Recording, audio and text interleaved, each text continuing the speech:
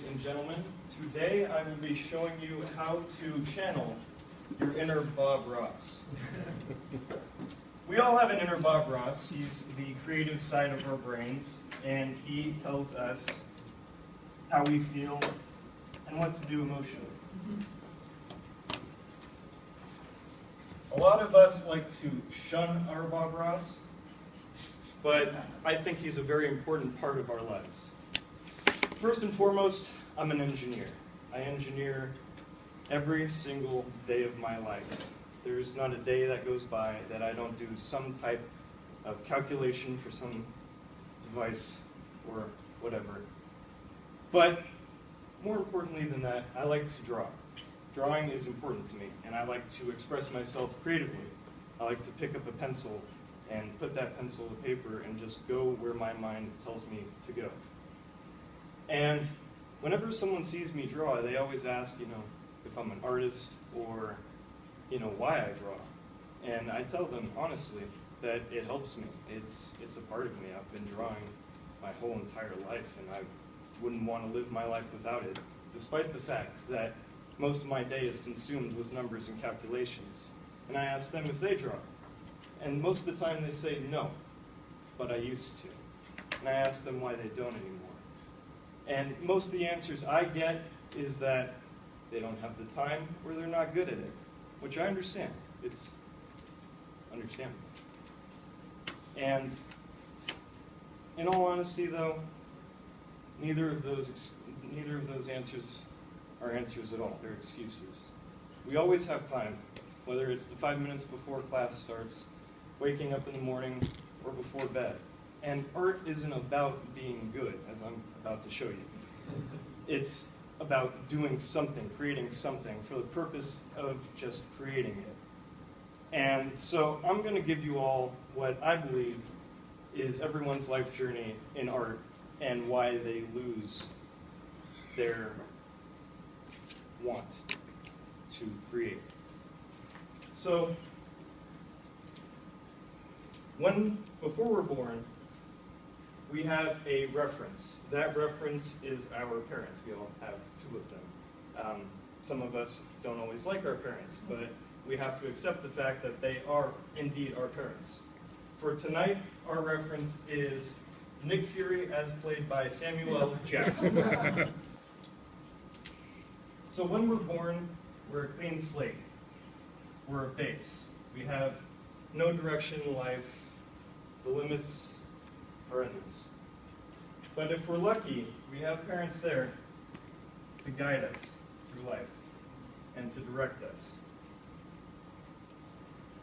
And as we grow older, we start to figure out where everything goes. We understand the world around us in the first way we know how.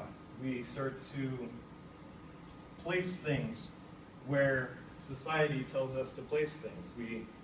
We do what everyone else does. And as we get older, we get a bigger idea of what is possible for us based on our own experiences. We see the paths before us. They're all there for us to take. And eventually we choose one. And as we choose our path, we start to get a little more focused on our goal. We know what we want to do with our lives. We start to explore the possibilities before us. And we start to know, we start to hear that calling that calls all of us. Whether it's engineering, whether it's business, whether it's art, we hear it and we take it.